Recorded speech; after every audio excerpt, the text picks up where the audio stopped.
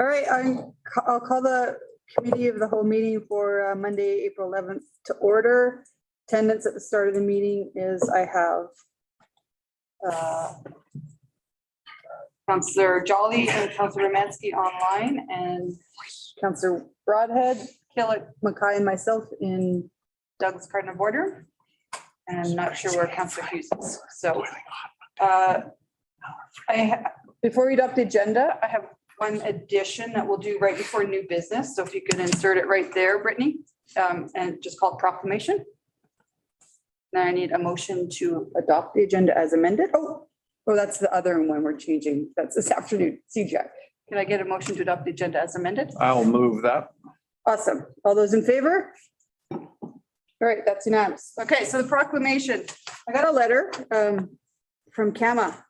Dear Mayor Heron, the Canadian Association of Municipal Administrators Long Service Recognition Awards Program recognizes and celebrates the dedication to public service and municipal management of our members, which is a significant priority for our administration, our association. These awards are based on the number of years of full-time paid employment in municipal government in a management capacity. They're granted at 10 years and given in 5-year increments. This year, your municipality, we acknowledge the commitment of your interim chief administrative officer, Kerry Hiltz, for his 15 years of municipal service in a management capacity. You got a pen? He said that he sent you a pin. So we are. Oh, you wanted him to sign something. I thought you said pen. So we have a proclamation and it's called Kerry Hiltz Day. Perfect. Whereas Canadian Association of Municipal Administrators recognizes and celebrates the dedication to public service and municipal management. Whereas Kerry Hiltz has completed 15 years of municipal service in a managerial capacity. Whereas Kerry Hiltz has now been employed with the city of St. Albert for 2 years and 11 months and is not hightailed it, ran with Gary and Wilbert, the Dorval Dash into a winery in British Columbia. And whereas Kerry Hiltz is awesome and we appreciate all he does for the city of St. Albert. Now, therefore, I, Mayor Kathy Heron, do proclaim April 11th, 2022, Kerry Hiltz Day in St. Albert.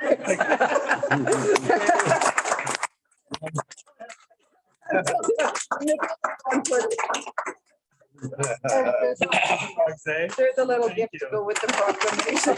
There you go. Congratulations. All that means is you have to buy the beer. Congratulations. And you have to share your gifts. I will. And I will say is, this will be major payback for Dawn. As soon as I started reading it, he said, "This is a Dawn thing." And it totally was. Okay. We're now moving on the agenda to new business, which is a review of our advisory committees. That's the only thing on our agenda today. So, Kerry, do you have you want to kick this off? I would do. Okay, go ahead. Okay.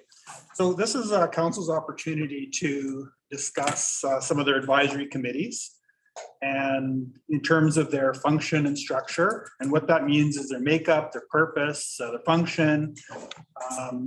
Basically, we want to see, does these committees still meet their mandate from council's perspective?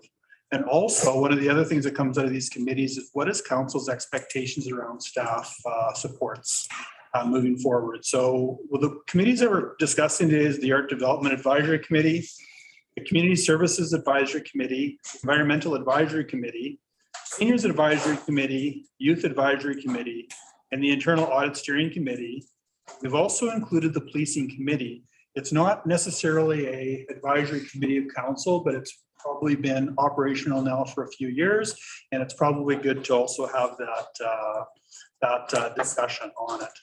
So while council's looking at each of these, does the committee provide value? Are you getting what you guys need to get from these committees? Does the committee have work to do, or is it just basically that they're meeting and they're really not providing back to council, or does council provide information back to the committee so they can, they can kind of do some homework and kind of what they, from the Community Service Advisory Committee, very busy in terms of its grant administration. Does the committee have the right number of meetings per year? Like right now, a lot of these committees do meet, but should they be meeting quarterly or a few times a year? what are some of the other things? Is the meeting, does it meet council's mandate at the end of the day? Does the committee meet the strategic direction of council, and what supports are needed to be able to? And so this is your opportunity to talk about each of these committees. See, like, should they happen? Should they be, some of them be combined? Should they stay a status quo? Anything be added or subtracted? So this is that opportunity, as I said before. And this is probably good to do every couple of years, because it also provides any feedback back from administration that we're experiencing, but also it's very good to be able to see, are we getting our value that we're putting into these things. So I'll turn it back to council, and this is your opportunity here. Awesome. Take notes. Before we get into it, and I'll just wait for people to start putting up their hands. Question for you, Carrie. Can we add ESAB to the conversation? Yeah. Just in case we wanted to talk about its structure and if it's serving us.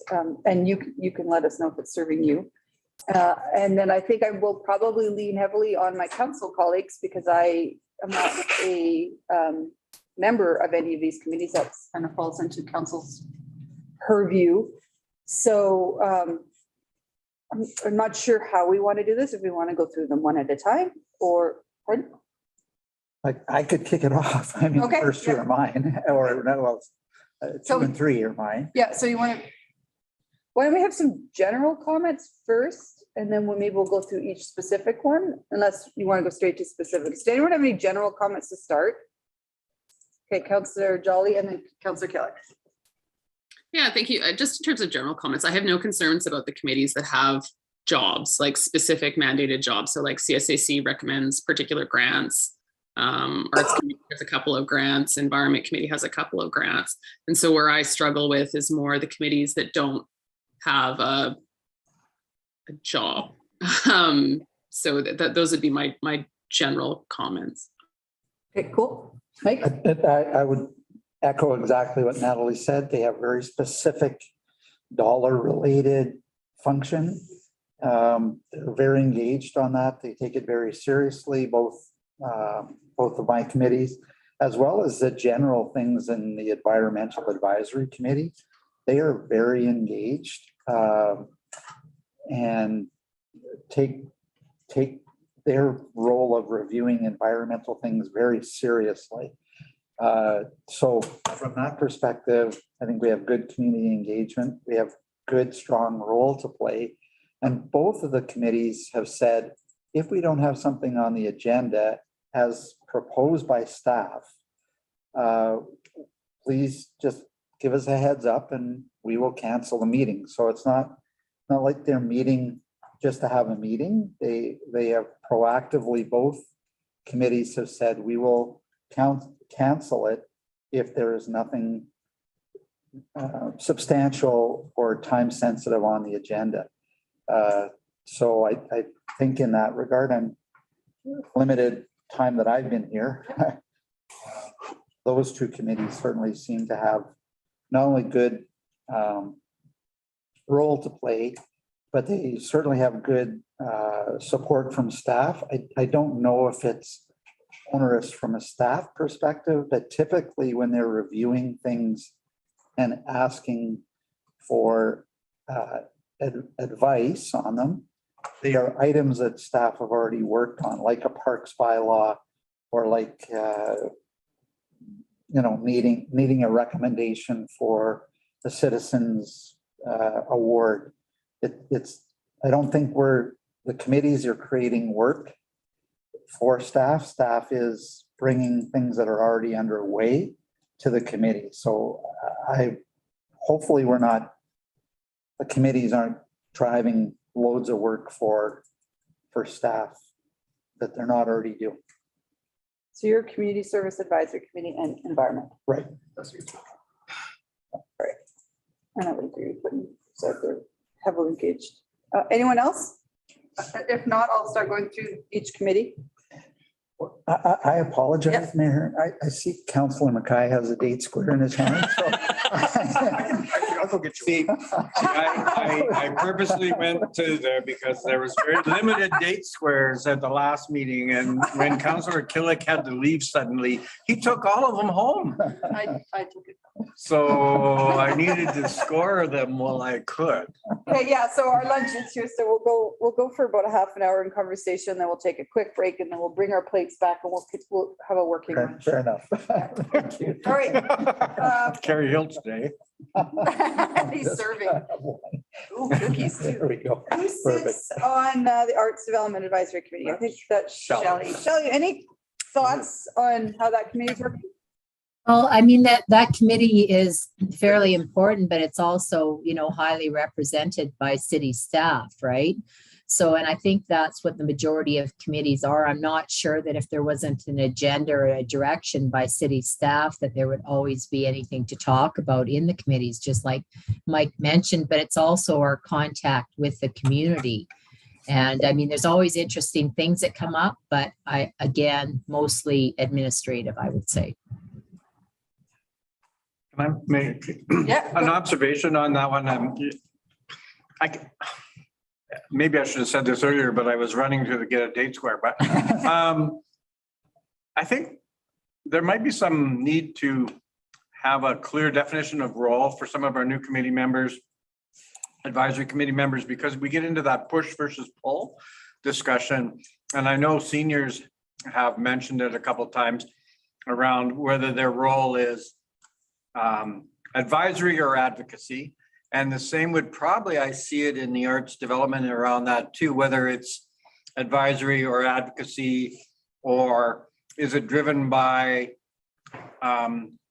staff or council? So I think, and I'm not saying we need to change that, but maybe there's even though we have advisory in their committee name, I don't know whether or not we do a strong enough job enforcing that with our residents who so graciously volunteer and give up their time, because I could see maybe some challenges, and I know that we had that, some around whether there was work to do or if it was just nice to have the meeting, right?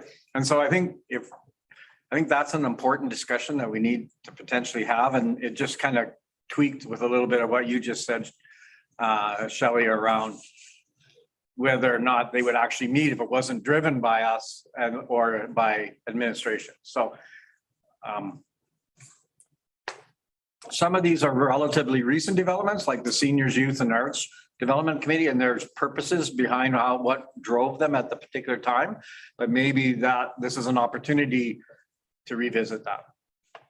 Anyway. Sorry. That's okay. Mouth was full again.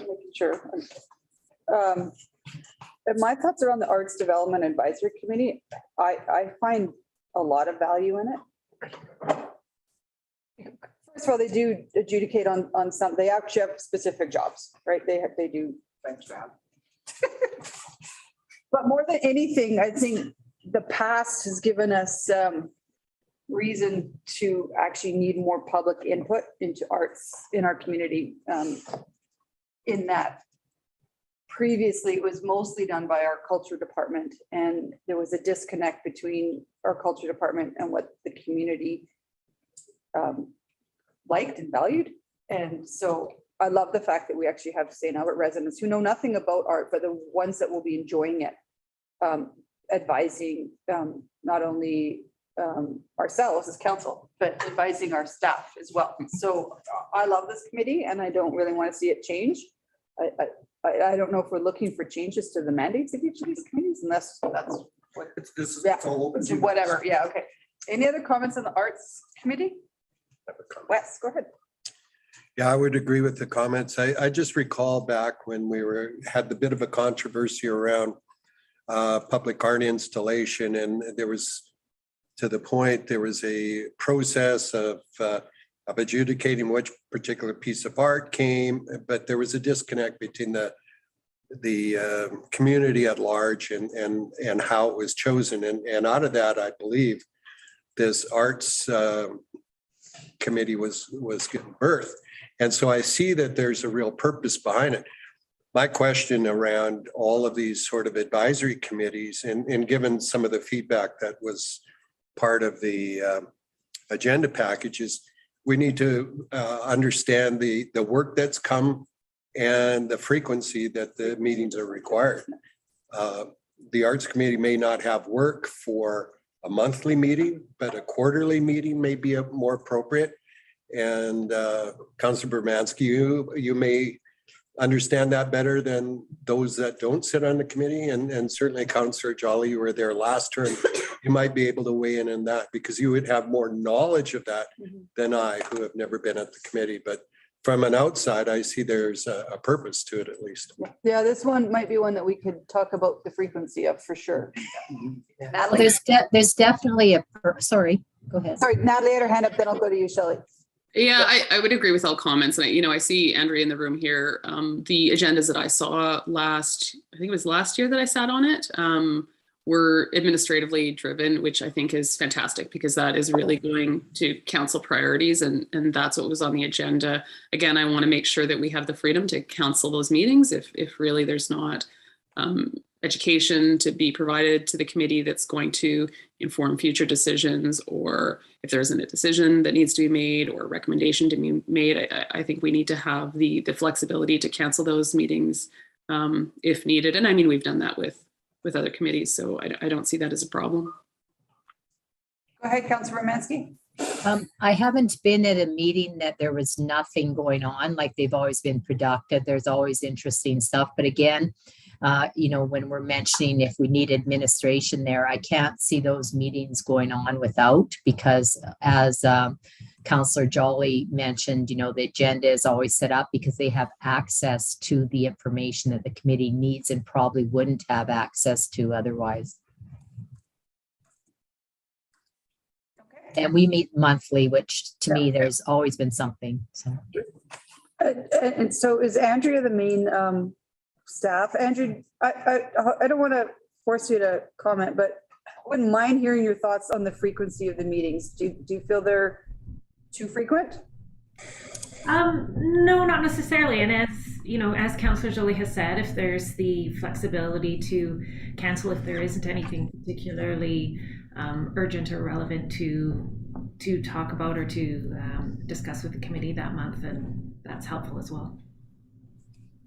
Awesome. So I'm seeing like a general consensus to not touch the Arts Committee. No. Okay. All right, Community Service Advisory Committee. Mike, do you want to talk about that one specifically? We don't need to talk about assessment review board No, because that's no. statutory. Yeah, again, the Sorry, the advisory. same comments that I made opening. I quite honestly think I've learned more from this committee, the depth and breadth of knowledge that they have on the community programs that are out there. Some, hopefully all of them that we fund, so they play that very critical role. Obviously, it's just at the beginning of the year, but reviewing the activities and the special events and linkages back to the city events as well, that gives that linkage that is critical. So I think it's working well. And as I said, we have the meetings. If we don't have something on the agenda, we have the flexibility to cancel. We haven't canceled so far, but just the number of activities and the strong linkage, I think, should be maintained. It's a two-way communication that's really valuable. And How many years were you on this committee? I was on this committee for 12 years. So, I mean, Councillor Hughes, Councillor Jolly, Mayor Herron, we've all served on this committee, and I think it's probably one of our most valuable advisory committees. And certainly if anybody ever approaches me about running for council, I always encourage them to put their name forward and hopefully get selected to be on this committee, because like you've identified, you really get a really strong understanding of the community and the committee. My only comment would be around, again, making sure that our committee members really, it's reinforced that so many of their decisions they're advisory and they make recommendations back. And I think there's some of our members of our committees that maybe feel that while the work council is not taking the recommendations or ignoring the recommendations, and I don't know whether I think that might be something where we need to make sure that in orientation or regular updates that potentially that sometimes council, this is just another piece of advice, and 99.9% of the time, we will certainly take your recommendations, but there may be that odd circumstance or event that we just might have to go a different direction. And I think maybe in the past, some committee members have felt a little undervalued or whatever. So, I mean, that's some of the feedback that's got back to me. But overall, I mean, this is the best. Yeah. This is one of our strongest committees. I'm not going to say best, but it's one of our strongest committees. So It's the best now. It's the best now because Killick's on it, and they don't provide date squares, but. I think there was a comment about a horse. Yeah. High horse. High horse? A high horse. Not a pummel horse, but a high horse. Okay, I don't see any hands up. Yeah, thanks. I agree. This committee's probably one of the most valuable to me as a member of council. Yeah. Even this morning, we saw the value of it. They do make good recommendations and they remove the politics out of some decisions that could be very political, which is why I really do enjoy it. Yeah, so I 6-hour see, meetings. and I do think they need to meet weekly or monthly because they have big agendas. Yeah, so. All right, EAC, it's also yours, Mike. EAC, I see great support from Megan and Peyton. Very, like, they've been in the jobs. Megan's been there, I don't know how long, but she just brings so much knowledge and breadth of knowledge to the committee. And reverse, we've got some really, really strong people on that committee from, chemical engineers and watershed experts and, you name it. It's just tremendous amount of knowledge in the community. So again, I think it's a two-way street that's working very well. Lots of good ideas always. There is definitely a little bit of that concern around advocacy versus advisory, and we try and keep the committee focused around the advisory piece, obviously. But if items come up individually, they're encouraged to say, hey, we can still listen to your expert opinion. That's why you're on the committee, and bring that forward for consideration. We may not always listen to it and be in the scope of things, but things like, can we plant trees along Ray Gibbon Drive? Don't be afraid. The committee's going to bring those items forward because they're passionate about it. And we don't want to shut that passion down. So I think we've got a really strong group, and I get value out of it, and I hope administration gets value out of it, and vice versa. So we've reviewed some pretty meaty subjects, and it's always good to have those subject matter experts from the community on board to give us that advice. Well, I'll just support Councillor Killick on that. The EAC was one of the committees that I had the joy of sitting on, both as a citizen rep and as a council rep. And so that means that committee's been around for a bit. I was going to say. And to your point that you made, this committee, I think, speaks to the heartbeat of our community and their real desire to be active environmentally. And you're right, there is some extremely well qualified people in our community. So anyway, I agree with you, Mike. Yeah, this committee's probably got the most expertise for the topic, and I think that's why it works so well. Tanya Doran, she was such a lead in in lots of stuff. I see this committee valuable because they have their priorities and they review the one grant. But we refer a lot of stuff to this committee, whether it was the idling bylaw or single-use plastics. So we're referring to them outside of their priorities quite frequently. Things will come to us and we'll say, send it to EAC first for a quick review. So I lean on these experts a lot. So I see no changes either. And then I knew we'd probably have no changes in these first couple. So, yeah. Anything else on EAC, anyone? Okay. Policing. Good old policing. Yeah. No, I mean, obviously, this was a little different one. I don't even know why. I think we have to, by bylaw, have some a rep there. I mean, Councillor Hughes could probably speak more to some of the growing pains that this committee went through initially, but I believe that it's now moving along quite well, and I believe it's actually functioning as intended or as envisioned anyways. So I don't see any need to go away from it, like disband the policing committee. I mean, just refreshing members.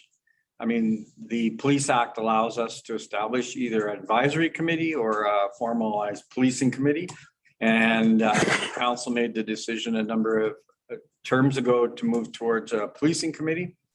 So, I mean, that denotes a different responsibility and structure. So I think it's working well now. And I don't think we would have to look at changing that structure anytime soon or anytime in the future. And, you know, one of the things I was going through when I was looking at this was the actual number of public members and whether or not, you know, the number that we have currently, whether it's in policing committee or other committees where we've assigned a certain number. I think actually this number works, although there are specific tasks. I mean, we have a public complaints monitor, which is a specialized position that requires actually specialized training. And so if anything, I guess we could always, if we found that the workload was getting a little extensive on some of our committee members, we might actually look at revising that, but they've not made that comment directly to me. So I think we'll just let it function the way it is. That's my recommendation. Okay. How many public, oh, go ahead, Carrie. I was going to ask, basically with the policing committee and through bylaw, there really isn't a administrative role on the committee. So I do know that we do have admin support that goes for taking minutes and stuff, and that's fine.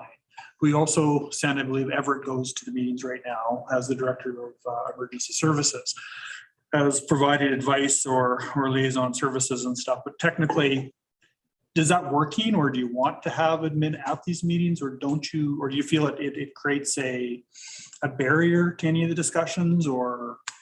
No, I don't think so. Matter of fact, I think in Vital, I mean, I think Dave LaFleur also attends. Does, yeah. And I think as his input is critical in relation to, particularly as we started to kind of have some initial challenges, but I mean, certainly his role is quite different now than what it was initially. But I mean, obviously legislative support, I mean, through a pandemic, it was necessary. We needed Renee there basically to be operating Zoom, if nothing else, but it also helps with that. I mean, I guess I'm not going to say it doesn't have to go on forever, but I think even for Everett, I think there's some learning opportunities that Everett gets being, you know, a firefighter and not always being around the policing issues. So I think there's some benefit for him initially, but whether it stays that way, whether we need that many, that could be reevaluated. Because I would see that, you know, even from the legislative perspective and David's attendance, it may not be required at every meeting. And maybe that's where, and I think that for some of the committees, there has to be that designing the agenda between the committee chair, the council rep, and the staff liaison, and just to make sure that we have the right people at the meeting. Well, I guess it goes right back to the very first conversation we had around arts and development. Like administration basically sets a lot of the agenda, right? But it shouldn't be. It shouldn't be that way. I know, and that's the whole point. But I mean, go even CSAC, one of the comments I had when I was the chair of CSAC, or we called it CSAB, was realistically wise, I would try and get more involvement in setting what the agenda was, trying to determine what's coming, when it's coming. And like, I mean, obviously with CSAC, there are certain time specific events that have to come onto the calendar. So they're automatically there, but maybe it's not quite that same way with arts and development or with youth. I mean, I don't know, when we get there, is it good, who sets the agenda, and should maybe the chairperson and the vice chair have more input in setting the agenda with administration? I don't know. I'd like to, like, that would be one of the questions that I have, that we can go through the committees, and that's one of the questions I have on all the committees of how we should be moving forward with setting the agendas. Like in terms of, I don't think it should be administration should not be setting the agenda. It should be coming from that conversation between the three parties. Yeah, there has to be conversation though, because I mean, obviously, I don't think, because we're pushing as council, we're pushing items onto the agenda, and as a chair or vice chair, I may not be aware of that. So there has to be that conversation with administration. Yeah. And that was always a little bit of a challenge with even CSAB, or I call it B back then, is because I wasn't always aware of what was coming on to the agenda other than time specific kind of events. Like I was talking about FCSS grants or the regular funding capital grants or things like that. But so it's how do we do that though, Carrie? Like, which will be the challenge, because I mean, do you set up a meeting with the or with the member of administration who's assigned to that committee that would then sit down with the chairperson and start to set up the agenda? So I think, yeah, and as I said, we should probably have that discussion at the end of this, the committee review, because that's an important function. And I think some of our administration, they take it and they run, and other ones, they don't want to, they kind of like, they're almost they're kind of like going, I don't want. So we need to make it work for everybody. So. Well, I work where it can. I don't think it's across the way. I don't think you can do it across the way. I think you may find that certain committees require different touch. Yeah. But they should be having the conversation. Yeah. Okay, sorry. Sure, it's okay. Natalie. Thank you. I think at this time I wouldn't want to touch the policing committee. We've had a lot of really detailed discussions about this specific committee, and I really don't want to touch it. I think the only real something to keep in mind that I would like to see is more in terms of appointments to the committee. I know at one point, I think we had 2 former EPS officers sitting on the committee, as well as someone in corrections. And I don't think that is representative of the city. So that overrepresentation might change the discussion in a way that, a layperson, would have a completely different perspective. So that's my only concern with that committee. And I do believe when the bylaw was first drafted, it had a piece in there that said members could not have been formerly police officers somewhere else. Didn't it say that at one point? And then there was a motion to remove that. Oh, maybe initially, yeah. And I don't have a concern with like a former police officer sitting on the committee, just when it's half of the committee, I think that's where the challenge comes, right? Yeah. I mean, I know the committee has identified the need for diversity as well, and get a bigger, broader representation that is reflective, I believe, of what you're trying to put forward. And so there would be no barrier to that. It's just a matter of, again, it goes to this whole conversation we're having around recruitment and the challenges we've faced over the last couple of years. I mean, it's a huge commitment on behalf of our community residents, and so many people do put forward their name, but it's how do we get that breadth of kind of interest so that we can actually that are specifically interested in a committee, that we can actually appoint them to the committee, because I mean, maybe that's something we have to talk about, that whole selection process, because I was interested in seeing how other municipalities did it and chose theirs, and it was actually it's quite broad, the differences, if you Yeah. read the report. If you read the report, everybody read the report. Yes, we do. The only comments I have on the policing committee are many of you don't remember what it was like without a policing committee.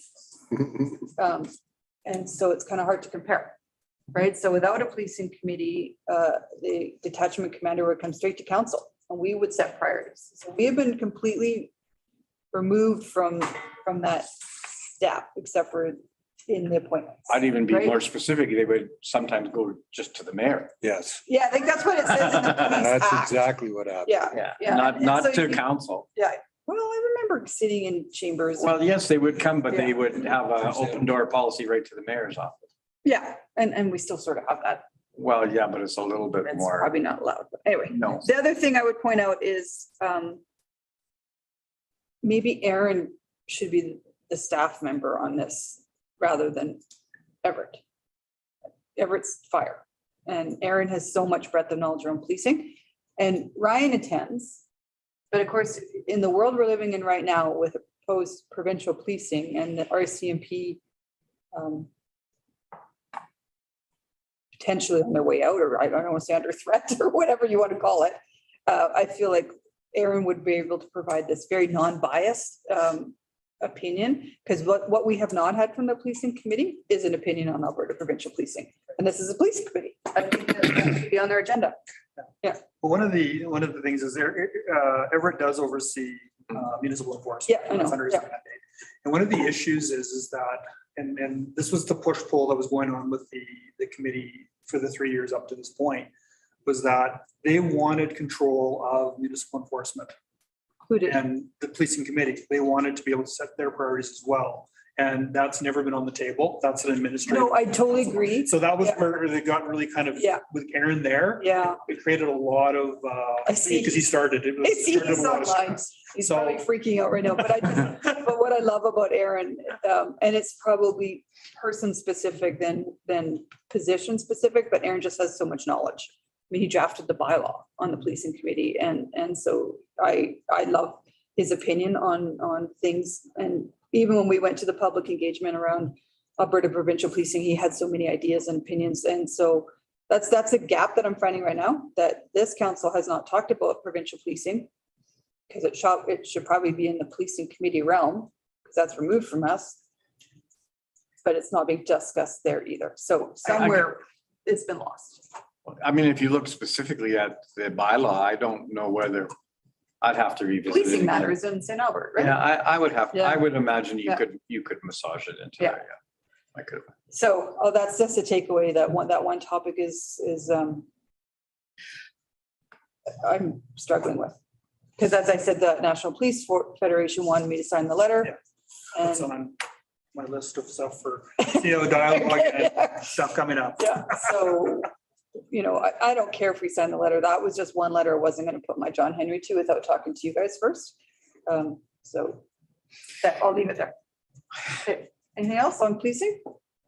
How about the frequency of the meetings? Well, they meet as required, but they're pretty much at once a month. Yeah. Last, and and I believe right now, I mean, our agendas have worked well with a combination of administration and the RCMP as pushing forward ideas. Yeah. And the last few meetings really have been specific around policing programming that the RCMP offer. Well, they are. our police And, force, yeah. and victim services and other specific topics. So I believe appropriate, but I mean, I would take even a further conversation back to the policing committee in relation to, we could To talk about that. frequency? Yeah, frequency and or mandate if anything needs to be changed. It feels like you guys have a set agenda generally. Yep. Yeah. Yep. All right, anything else on this one, guys? All right. Do you guys want to grab lunch? Yeah, we can do. Go grab your salad. It's 12:09. We'll be back at 12:20 and we'll eat and talk at the same time. Eat, talk. No, I want. to Thanks. be square. No, you can't. You're on a fast. I know, but I want one. You better grab them quick before, Oh, they're all gone. There's only two left. they're good. I don't know where we get them from, but they're good. They're big. These are bigger ones than before. They are.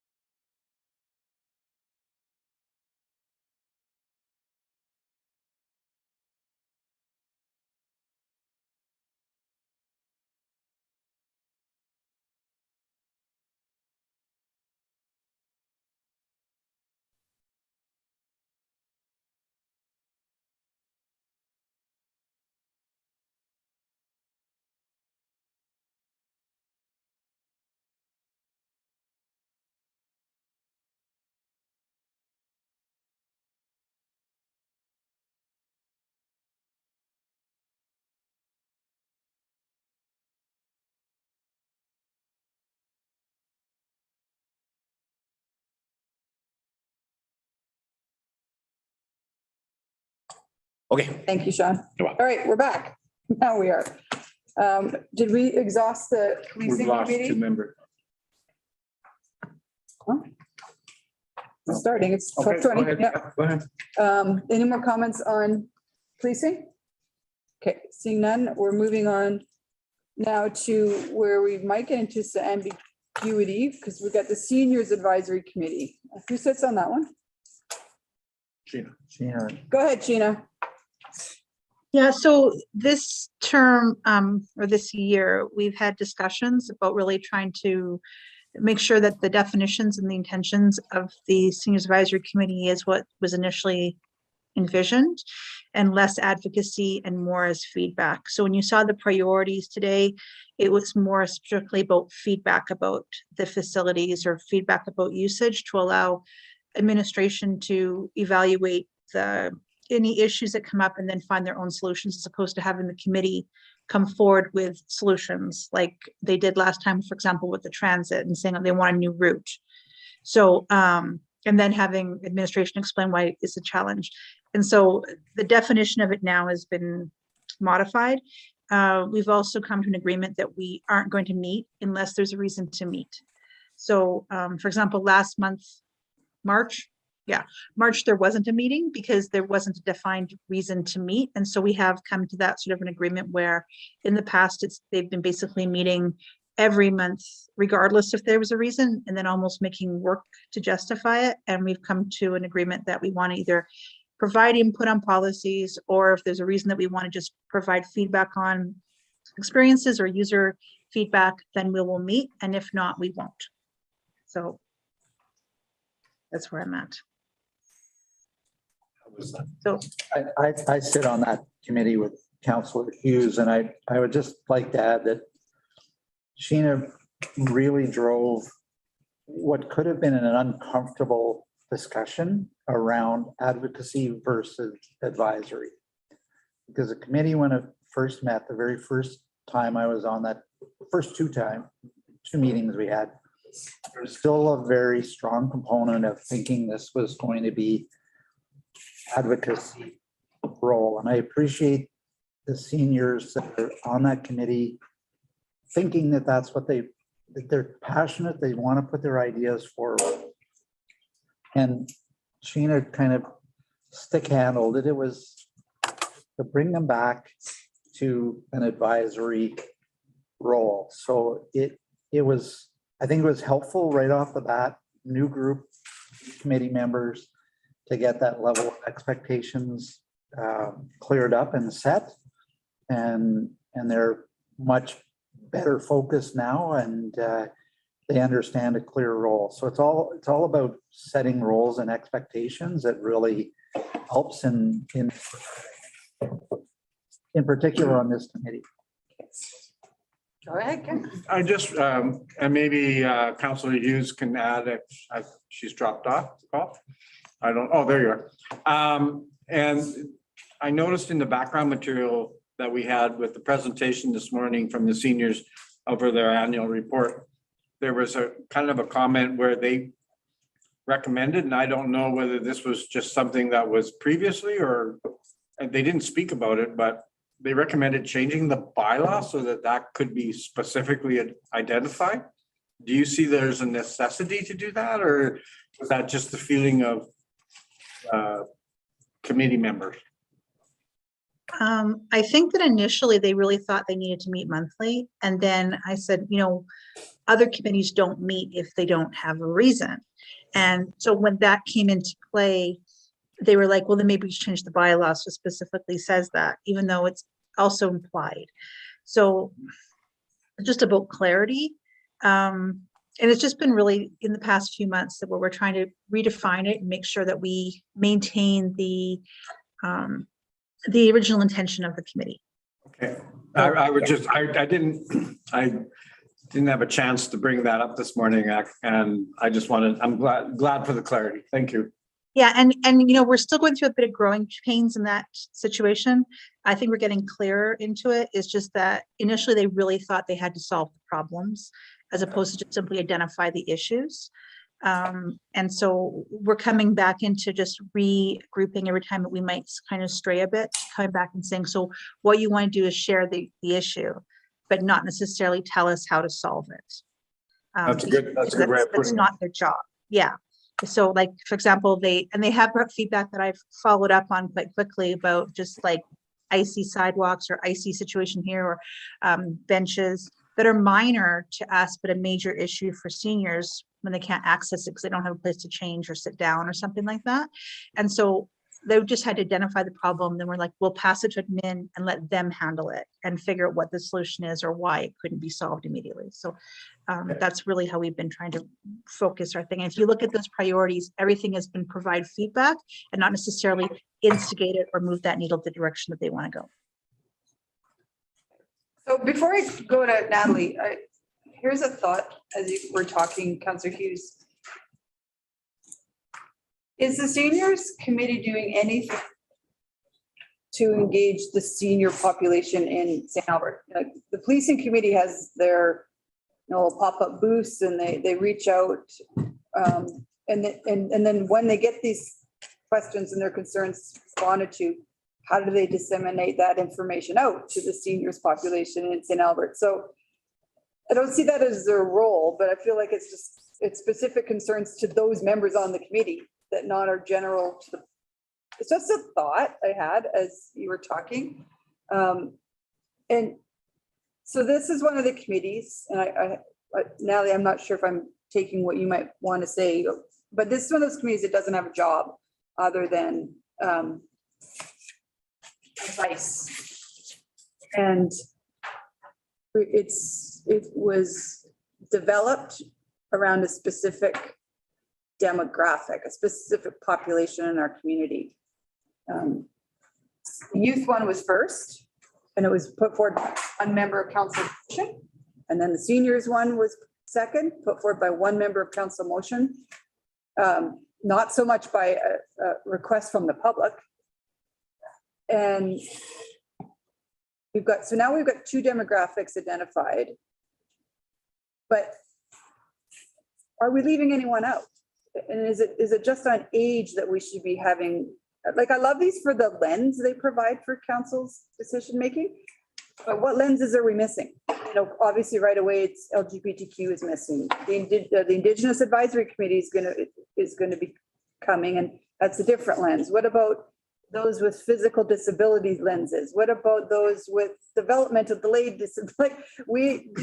These committees seem almost exclusive in our attempt to try to put a lens, because they're not, and we're going to get, I'm going to bring this up near the end, but I would rather see a committee that is focused on diversity in our community, and very much, because when you have a council like we have this time, very monochromatic council this term, we need that assistance in diversity. So I'm just throwing this out there to start, because we're going to get to the youth committee, and then I'm going to just try to get your thoughts around maybe combining committees or talking about a different direction. One of the best committee meetings that the seniors ever had was the one that they combined with the youth committee, right? So anyway, I'm throwing this out there because I feel like this is a problem we have with our city right now. Natalie.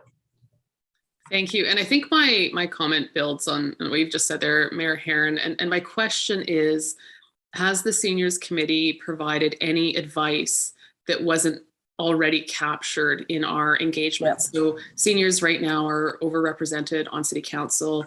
They're well represented in all of our advisory committees. So my question is, have we received any advice? Have we seen a perspective on this committee that we're not already getting somewhere else? Just because, seniors in St. Albert are obviously, they step up for city council, but also there are volunteers. Like that's who's really involved in the city, in the community. So I would just throw that question out there. I have concerns with any committee that it is exclusive, kind of to take your word, Mayor Herron. I would like to see seniors represented on all of our committees. I want to see that seniors perspective in the Environment Committee. I want to see that perspective on the Policing Committee. I want to see that perspective on the CSAC. So if we're not appointing members to those committees that reflect the diversity of our community, then I think that's where we need to go. From my perspective right now, I don't think we've received anything from this committee that we haven't got from, other existing places. Not to say that these people aren't amazing. I mean, we all know the members of this committee, they're incredible volunteers. They email us, it's amazing. And they are really the heartbeat of our community, so. Can I? Oh, yeah. I mean, the presentation today, and I don't know if you caught their presentation today or where you've read the background material.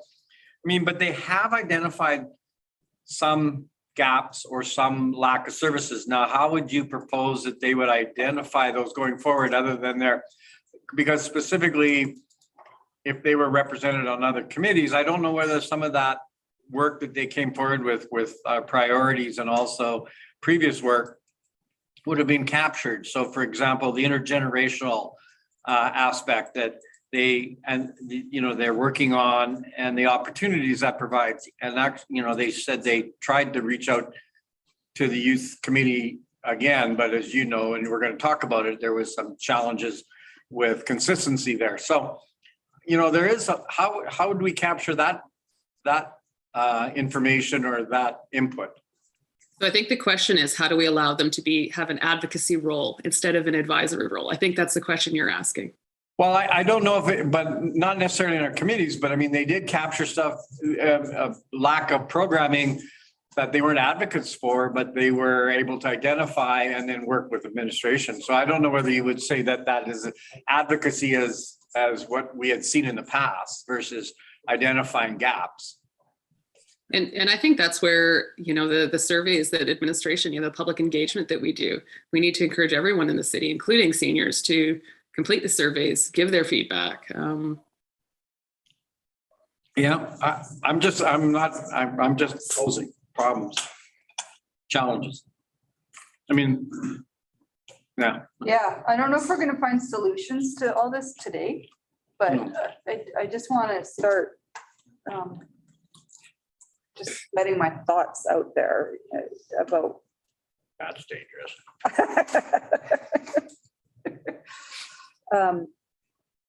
Because the report that we got back from the seniors committee today was very extensive and it, outlined all the work they were doing. But as for advice that we've received from them, it hasn't really, I don't think it's changed the way our council or even previous council made a decision. I don't know. I can't remember.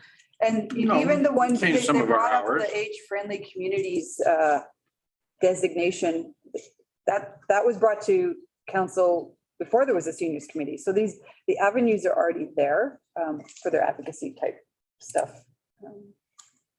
The service place hours were changed, the walking track was changed. Yeah, the walking track, we did look to them for advice, didn't we? Yeah. But did we then neglect to ask the advice from other demographics and how they might be affected, right? Yeah. So it was said today that when you plan a community for seniors, you plan a community for all, and I don't know if I completely agree with that, right? I don't know if I do. Seniors aren't going to plan a community around e-scooters or skateboard parks, mountain bike skills parks, those kind of things, right? So I'm not sure I completely agree with that. And so I just want to make sure we're hearing all the voices in our community, and diversity type committee to me seems a better use of our volunteer time. Or as Natalie suggested, we hold a seat on every one of our other committees for the senior lens and for the youth lens. Like specific, because we have I'm not proposing that. okay, sorry, but we have an ad hoc kind of approach. I think we for sure hold a space on the Community Service Advisory Committee for Youth. Two. Two, yeah. And do we do it at EAC? Does anyone remember? No, that's it. So why not EAC, right? Why not the Arts Committee? So Yeah, we're not aligned and I'm just seeing gaps. All right, is that, anything else on the seniors committee? Mayor, I think that the challenge we're having just in general, when we try to evaluate these committees, is it's difficult not to take it personally for the people who Right. we tell them that we don't need the committee anymore, or reevaluating it because we place them on there and they think they have a role or they want a role, right? So that's the challenge. I think that what we need to do is really define whether or not a committee needs to be existing outside of the specific committee. So what I'm hearing from you earlier, which I think was very valid, is there needs to be an actual job function for this committee or any committee to either be formed or stay. And then we have a specific role to fill. But when we have it where we're not really sure their specific job function, that's where it needs to come in. So I think that regardless how this conversation goes today, what we need to do is, if admin or council or whoever can find a specific job function for these organizations or groups that we don't have it for, it would be easier to justify its existence and then also give them direction. But we have a challenge when the committees don't have a clear direction and are then trying to figure out how that they have a served function in the city. And at the same time, then saying, well, we don't have a function for you, so we're going to eliminate the committee. That's the challenge, is that we don't want to offend people. Right. So we need to look at this as more of an objective process of what, do we have it or can we find it? And if not, then what, I guess, is the thing. Anyway, that's it. And of course, as we're sitting in a little huddle group talking about the value of committees, who's not here is the committees. Right, so they should probably have a say in their future. And, I'm sure many would say, okay, if we're not providing value, we don't want to waste our time, and thank you for the opportunity and see ya. But they might have ideas on how to improve it, right? So if they heard our comments about what gaps, they might have solutions. So, okay, how about the youth committee? Because it's similar to the seniors, although it suffers from its own challenges as well. Natalie. After sitting on the youth committee for a few months, I'd actually argue that it's very, very different from the seniors committee. Okay. And we had a discussion at youth committee about this a couple months ago. With the youth, it does a couple of things. It's not, it can be an advisory committee. I would argue that it's an opportunity. Certainly, when we want feedback from youth, it provides that opportunity, but also it provides an opportunity for youth to learn how boards work. It's an opportunity for youth on how to chair a meeting. It's an opportunity for them to learn about how an organization like the City of St. Albert operates. And so that learning component, I think it has a lot of independent value from the advisory function. The conversation that we had with the committee a couple of months ago was that they agree that they want to have the youth voice heard, not in that silo of the youth committee, but sitting at a table with, the environment committee, the CSAC, arts committee. So, we kind of had a discussion about, well, maybe there's an opportunity to say, someone volunteers to go sit for 2 months on the CSAC to provide their feedback on whatever's being discussed, if they're comfortable providing feedback, because that's another issue with the youth committee, is sometimes it takes them a while to get comfortable with providing their opinion. And I think that's absolutely okay within that context. So we talked about them, branching out, sitting on those other committees, learning about it, and then coming back to the youth committee and, providing a brief report. It's like, hey, this is what I experienced. This is what I learned. And kind of having a little bit of a different model, if that's something that we're open to. So one of the challenges that we're facing with the youth committee is quorum. So one of the meetings this year, we didn't have quorum. We also don't have enough people who volunteer to kind of fill all the seats. So pretty much if you apply and you qualify, you get in.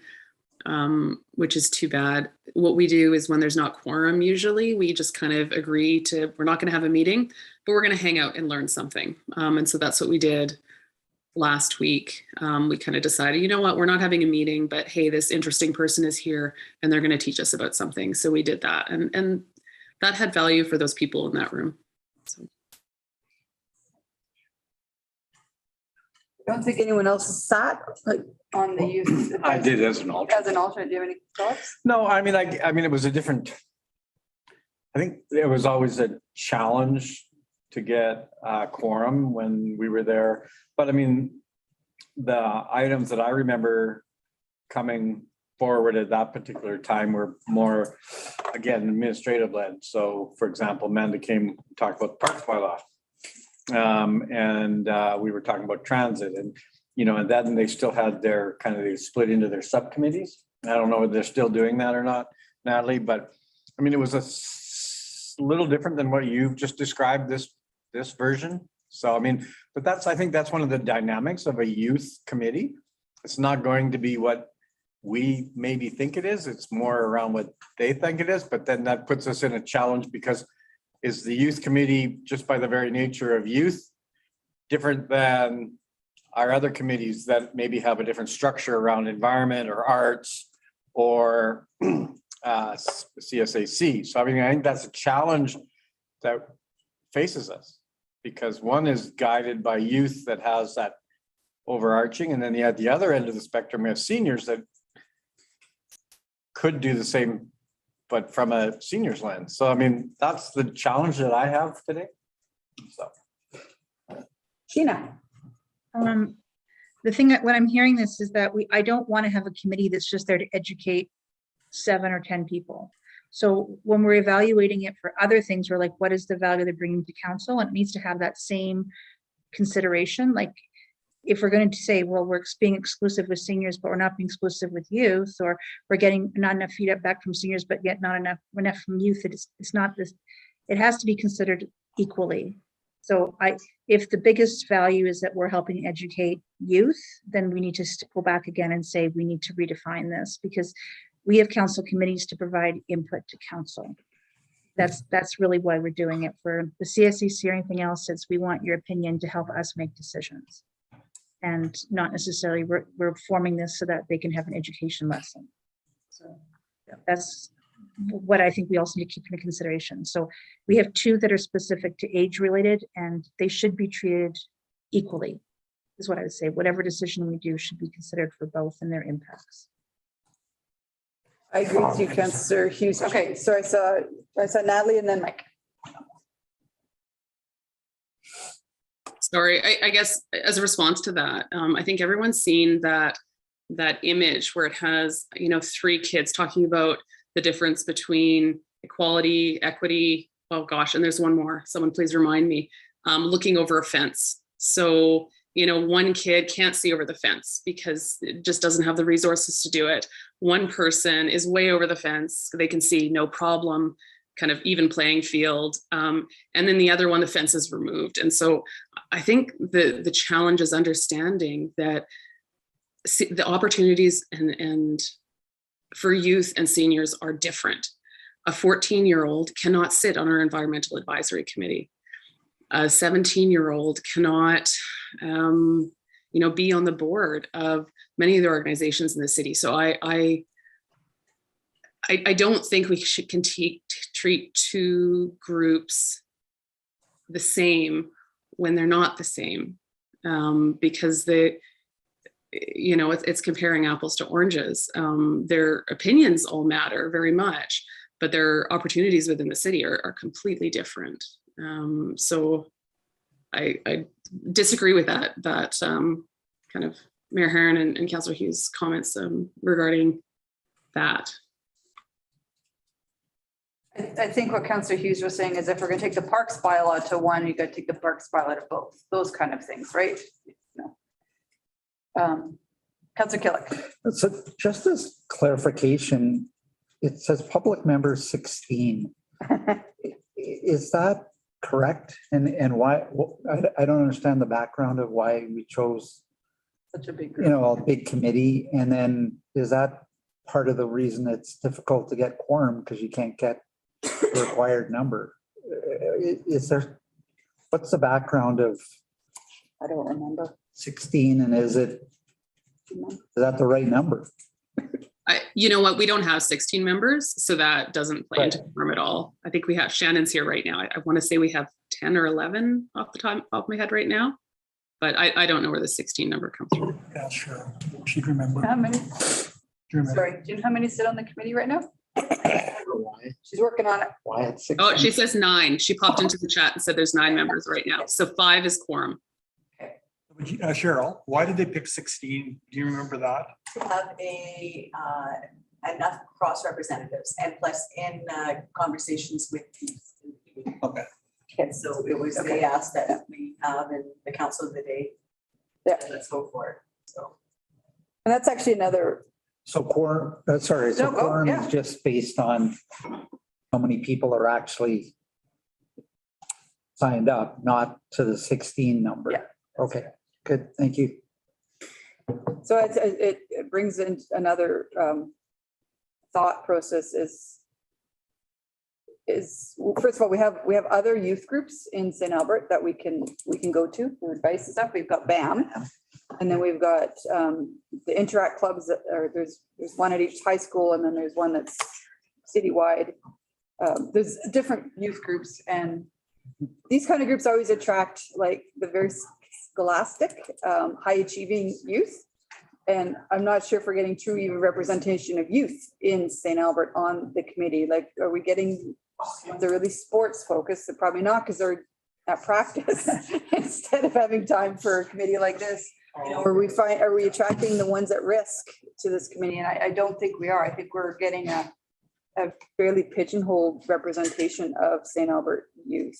And maybe that's, I actually have no reason to believe that. I think that just a belief. I don't know if, Natalie, if you want to comment on that, but Yeah, I would say it's all high achievers. So both Yeah. academically and sports, like these are people whose resumes are, better at 15 than mine is at 40. yeah. So but I don't know everyone on the committee. And I think one of the interesting things about the committee is that it's not like CSAC where you're expected to really have a loud voice. It's really providing space for everyone in that group. And sometimes that may mean a lot of participation, and sometimes that might mean less. So I think it is providing a safe space for different people. And I mean, it's a real wide variety of personalities in that group. But I think you're right that these are youth that have a lot of support from, their school and home is the general sense that I get. And that's very high level sense that I get. Okay.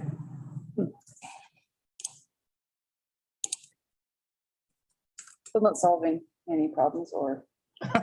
We're creating more. Yeah.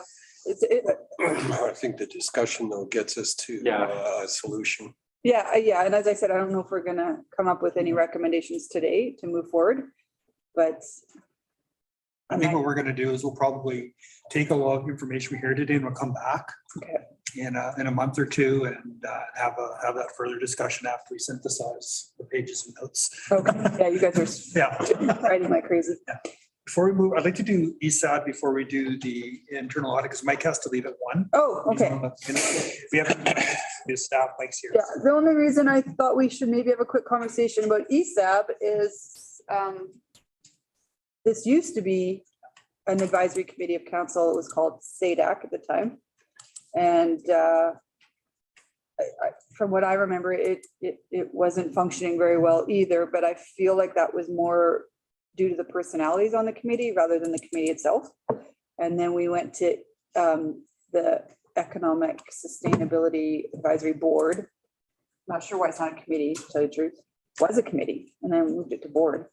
And it gives advice to the city manager, and none of it ever gets to council. So there's a real void in council's ears on what economic development in St. Albert should look like. And the only voice we have is the Chamber of Commerce.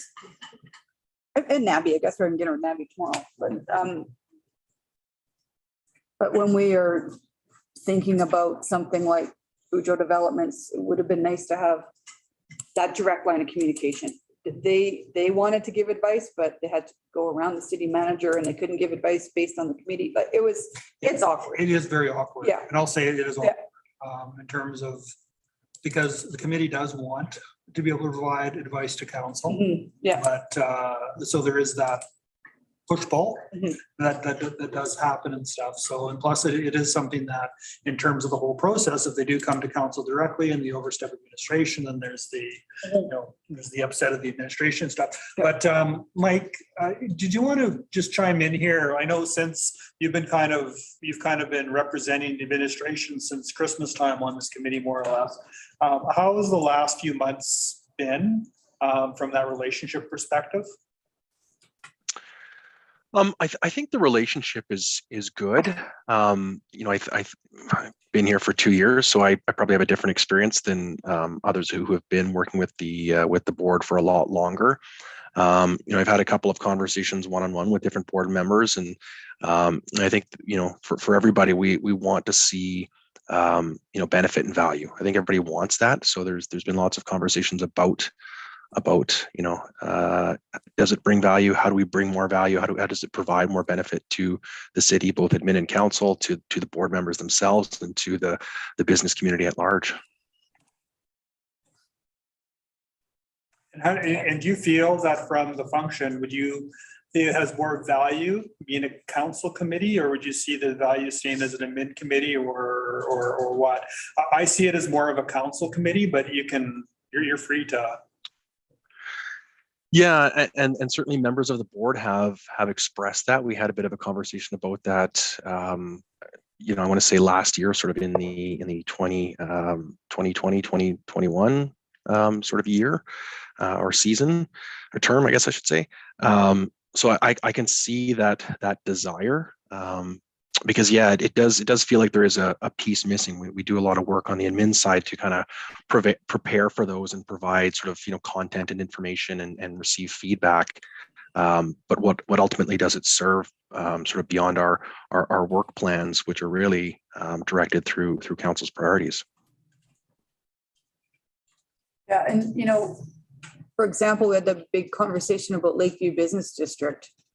I would love to send that to an advisory committee to council for an opinion. And not that I don't trust your opinion, Mike, but just the residents in general. If we're gonna put smokestacks there, or are we not putting smokestacks there? Those kind of questions. So do we have a meeting with ESAB coming up? I was just trying to. Yes. Yes. Yeah. May 5th. Okay. Okay, good. So why don't we add this to the agenda for that meeting and talk to them about their thoughts moving forward? And I'm not sure how a quick of a bylaw change that would be, but yeah. Does that work for you guys? I don't know. Does anyone else? Natalie? Yeah, just a really quick comment. So I believe that ESAB isn't limited to St. Albert residents. So I would just be cautious about leaning on them for a perspective from residents, because I know that is not a requirement to sit on that. No, I agree. Yeah. Yeah, the other thing would be, well, I guess we wouldn't be giving them any confidential or whatever. But too, because a lot of them are in that business, right? Some of them in the past have been land developers. Yeah, we do have confidential conversations, and those meetings at times go on camera, but there's a non-disclosure that is part of the. All right. Yeah, you have to sign one for you Okay. on that committee. Is that would be our only advisory committee that has a non-disclosure. I mean, we have code of conducts and other things, but it would be a little unique. It would be outside. It would be somewhat unique, but I understand. I'd be also interested, I know in the past, like Councillor Watkins used to sit on the committee when he was in a different role as well. SADAC. When he was SADAC, yeah, he didn't find that there was any great benefit. And there was some personality issues And there. well, yeah, I mean, it'd be interesting in getting some additional impact.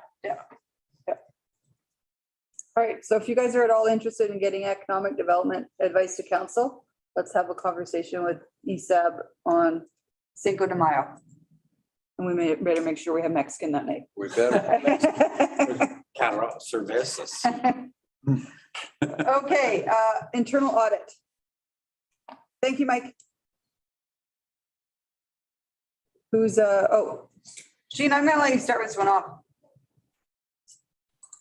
Okay, give me the committee then. I mean, the IAC? Internal audit. Yeah. Yeah, well, I mean, we've approved more money for the internal audit, so it only meets when it has reason to meet. And that's it. So we need someone to steer it. It still hasn't met since the budget was approved.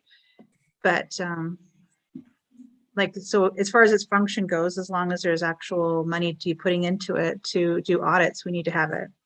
And it doesn't meet when it doesn't need to, so. And do we have an audit coming? Yes, so we have that 1,000, but I think do we have a meeting coming up for May, June or something? And then we're gonna meet in the fall for, just to kind of bring the committee together. Yeah. Okay. The only thing I wouldn't mind seeing is if we had a little bit more public representation on there. So I think we only have 2 and it wouldn't hurt to have 3 or 4, just because sometimes if one of them can't show up, you know, we have a challenge trying to get public representation if there's conflicts in the schedule or anything like that. So that's the only thing that, you know, in November or something might be worth having a discussion about, is whether or not 2 members of the public is sufficient. Yeah, because we've had problems with that, haven't we? Well, I mean, sometimes it's just like 2 counselors that show up, so we only need 2 for quorum. And I would like to have more public, but it just depends, like sometimes there's health issues or conflicts with work or whatever else. And it wouldn't hurt to have a couple more there, that's all. That's a good question. Yeah. Because I've never been to a nice Yeah. internal audit committee. So is it pretty much just the purpose that you're deciding as a group what audits are going to take place? And then pretty much just receiving the report in the end? I can do this if you want, Mayor Harris. go Like, ahead. it's both like going to council. So there's discussion with admin about where we think a good audit would be. It's certainly not spearheaded by the IAC, because we want to know where admin thinks there'd be value. And then once there's an agreement, it goes to council for approval. And then after that, it comes back, and then the committee is the one who ultimately selects the auditor and has communication with the auditor as it progresses, and gets the report at the end for a summary. So, and then from there, it goes to council. So we're the ones who have that direct communication line to doing it and then enacting it. Okay, yeah, no, I was just wondering sort of like the public people that are in there, sort of what extra value or do they provide, or could that not just be all done by council? Like what extra value or expertise do they bring to help select the audit, or this is just curious. Some of them have extensive audit experience, and we don't always have extensive audit experience. So it does help us give a perspective. If, like, I know McDonald, who's chairing it, he's had a lot of experience with auditing. And so it does help us with that to make sure we're not missing something in that element. Because it's being spearheaded by council and the council committee, not by admin. So it's just, you know, we need to have that, but it just really depends ultimately on who the public figures are, whether or not they're able to provide that input, the same as on any other committee. Thank you. Councillor Jolly. Thank you. I guess my comments are going to be no surprise to Mayor Herron and Councillor Broadhead, who I both sat with on this committee. Internal audit is an incredibly important function, but I think to Diane's question, they're really, I mean, these are experts, internal audit, but because they're not part of administration, they don't know, you know, really they look to administration for advice on where the most value would be for audits. In terms of selecting the auditor, yes, certainly that committee is in the room selecting it, but the process that happens is our procurement expert sits us down and says, hey, there's really strict legalities around how we select. This is how you have to do it. And he held our hand through the whole process. So it was very, very regimented process for that procurement. So, I mean, I sat in that room and I don't think I added any value. I filled out the form, but I mean, administration absolutely could have done it on their own. They would have gotten the exact same result as a committee provided. So I really struggle with this committee as a as an external committee because it is so administrative. Well, I think you're right, Natalie. The only thing about it being an external committee is the value of it being external. And there's an optics to that. I think that that just brings a sort of an independent lens to the audit. Now, in practice, it probably doesn't make much difference. But from the outside, there's an optics to it. I think that that pays dividends in the end.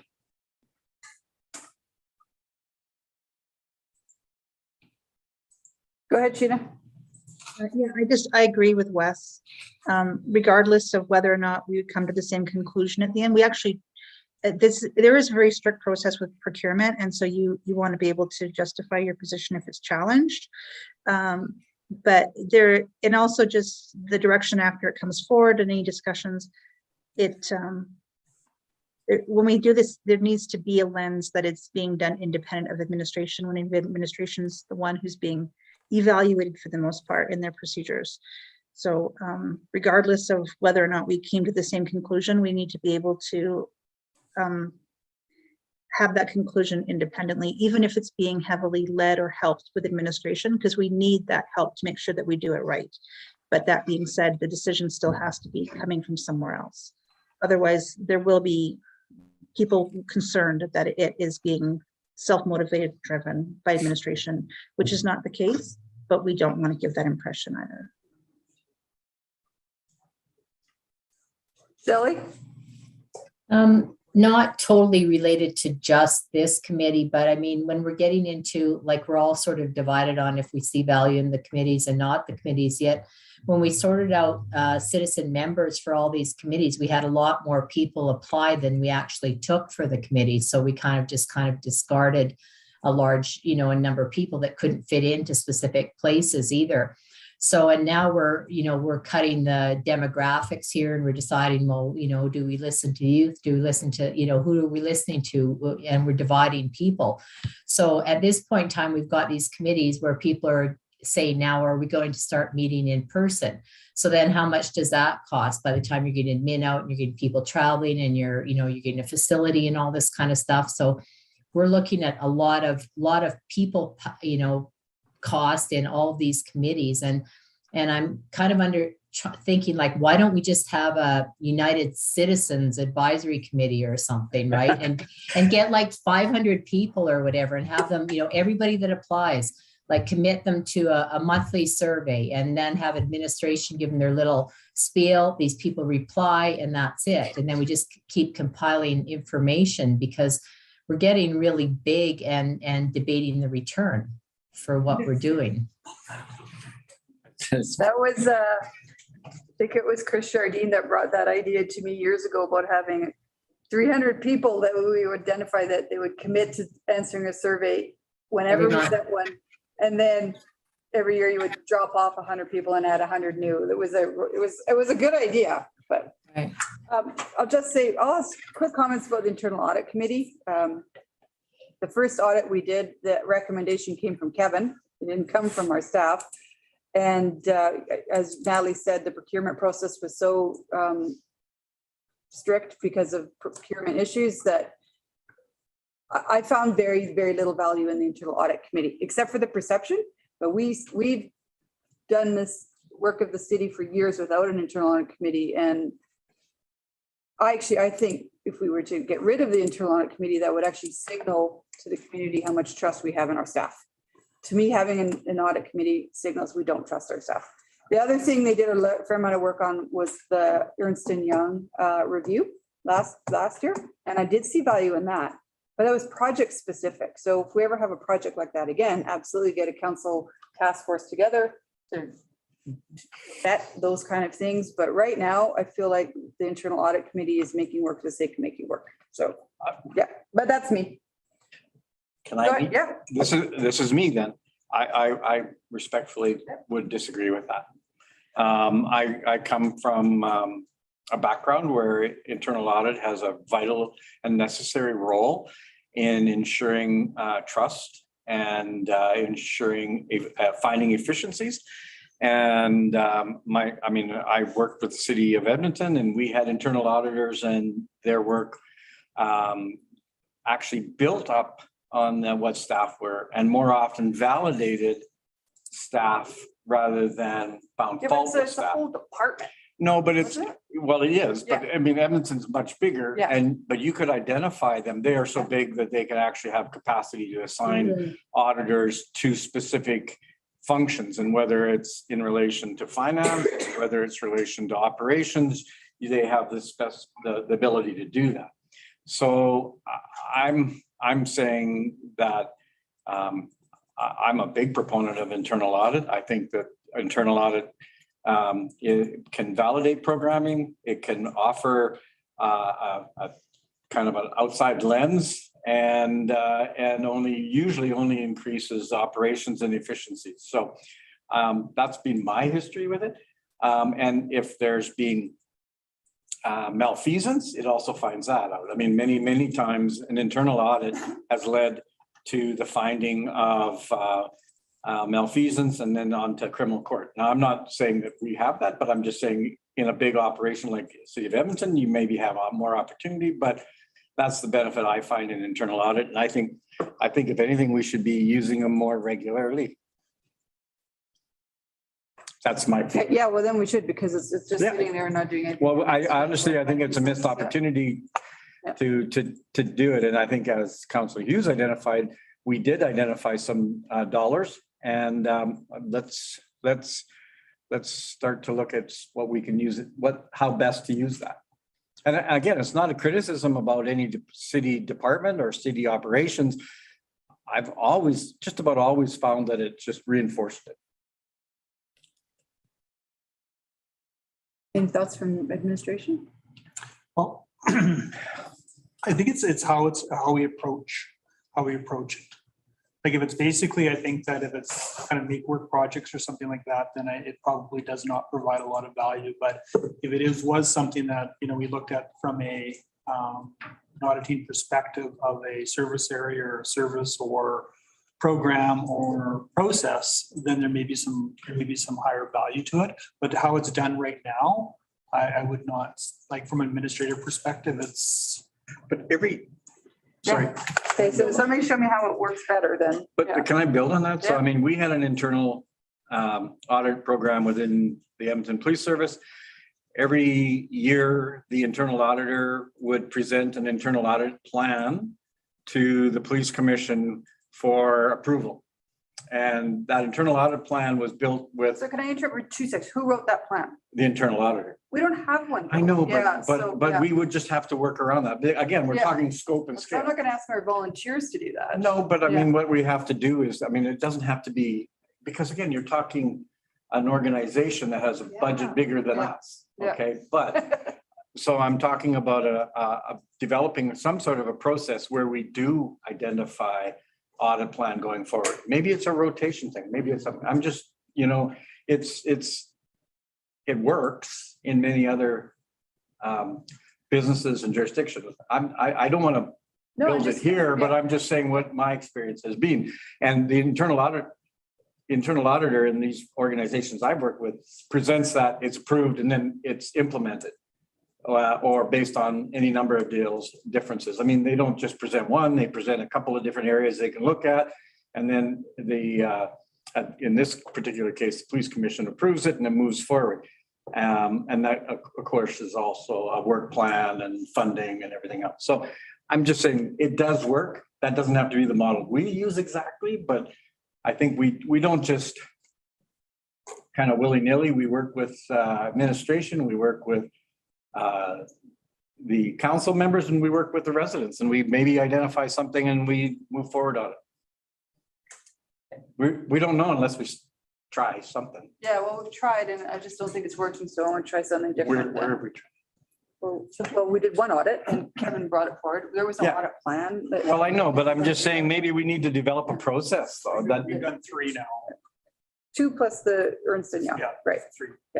Well, all I know is it works. So the only thing I'll add is like, I'm actually supportive of the Yeah. concept of internal audits. I guess my question was just around the public participation in the committee. Like, I just feel like If we've got money, we can do an audit. Like I know the procurement audit, Yeah. although it's caused me 5 years worth of work.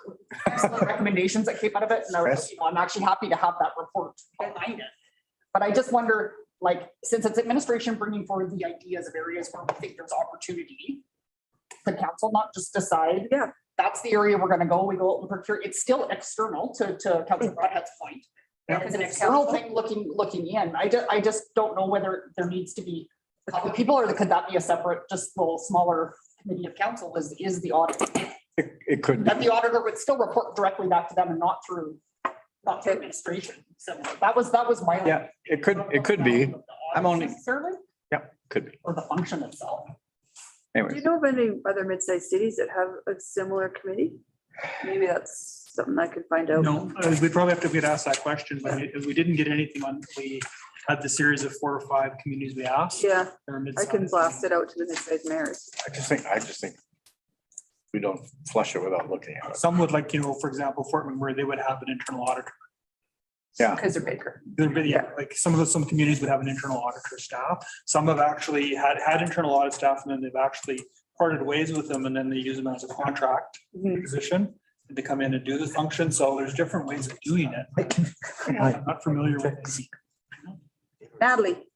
Built them into the process. Thank you. And this is kind of an interesting conversation because I mean, going to Councilor Bermansky's comments about, are we interested in performance or are we interested in perception?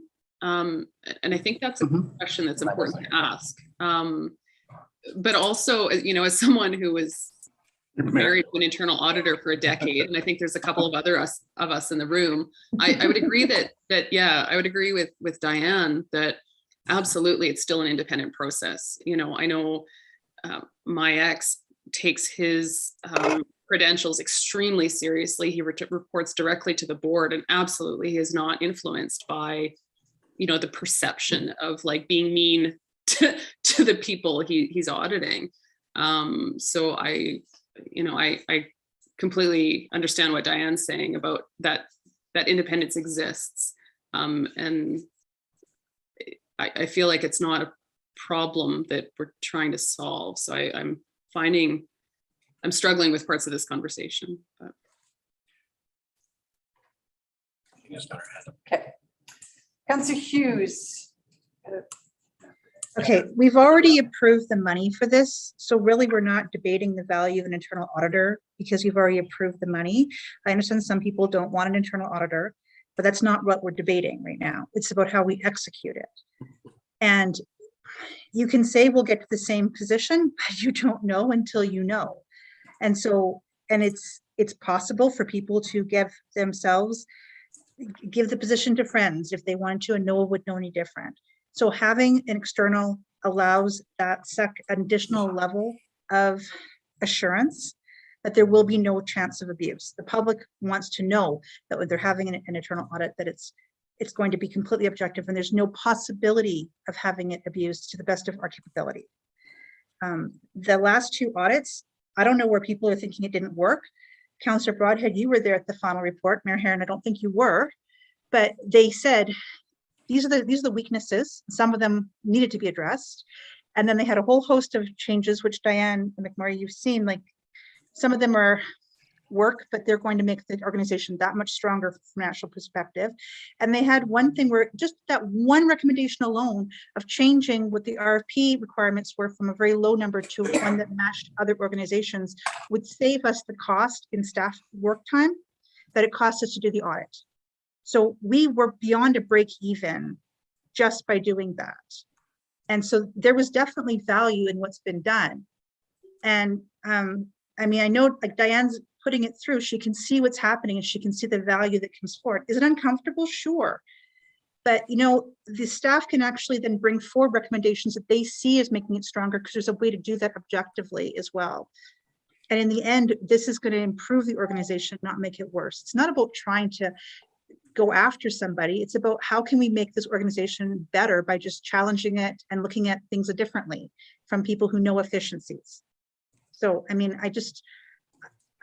whether we have the people in the public, that's a question. I don't know. It's not a deal breaker, but just actually getting the audits done needs to be done and stop debating it because we had that in budget. So we've done that. We're going to move forward and put the money into something, and I'm confident that we will get a return on this investment.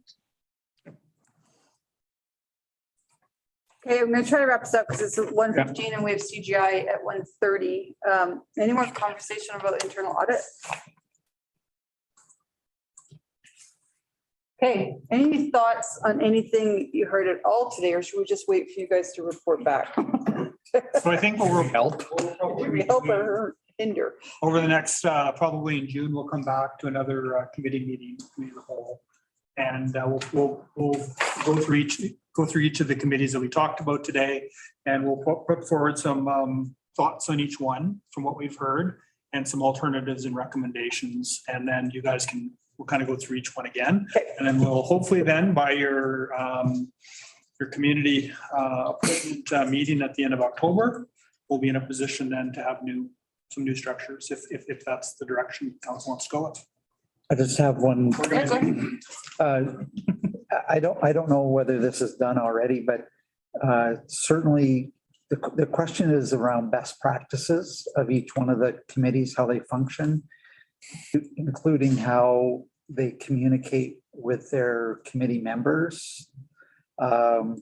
And certainly on the environmental committee, we have a shared folder that information is deposited in. Makes it very easy for everybody on the committee to get access to that information prior to a meeting and reference it afterwards. Again, I don't know whether the admin staff all have kind of got together and talked about how best practices are used amongst the committees. And maybe that's something that could be looked at if there's any efficiencies there, or just a commonality of way we get our citizens engaged. Okay, so we'll definitely add that to the listing there. But really the unique thing about committees is it's unique to each individual municipality. Every community does these really differently, even though they have the same titles, they're all done very, very differently. And it's very difficult to actually go above and beyond community comparisons. You're talking about committees. It's commonality almost ends outside of title. The last section of the whole environmental scan, Carrie, I was confused as to the feedback of how, staff was assigned to the committee, that last section of the. What page you on? In the The best practice people, like from different communities. Municipal feedback. Yeah, that was weird. Okay. Well, it was like some of them were like, but I Some think of it them was had just, staff, some of them didn't have staff, some of them were Yeah. appointed, some of them And weren't. that's the thing. that's just the thing we were just trying to Each say. individual community does it differently. Yeah. And some appoint, and some don't, and some. Some have a committee of 3 appoint. And Yeah. and they're all really different. Some are there, staff are there to provide advice, and some are there to just take minutes. And it's really kind of interesting and unique when you get into that community flavor. And when you do community comparisons, there's value to it, but it really doesn't provide a lot of commonality. Okay, All right. our presenters here. And we're still okay with the full day Saturday that we spend in November Well, that- interviewing and that's appointing? another Is that the thing. best way to do it? It's another But I way don't of doing it. No, I mean, if you look at how other communities do it, totally different. Big commitment from you guys, full day. You know what, at the end, it's a hard, long day, but you get a chance to interact with a large number of very Yeah. dedicated Residents. and so I'd hate to lose that as hard as that day. No, I actually quite enjoy the day myself. I do like, so when we have a vacancy, Mhm. mid-year, it always comes to me, and I think I've tried to express it should go to the counselor that's sitting on that committee, or how do you deal with it? You're the mayor. Vacancy. Yeah, well, You're the mayor. Or between, yeah. Because I'm not there to know what we need, so.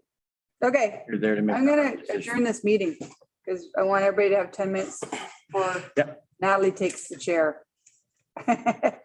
Okay, so see you guys at 1:20, 1:30.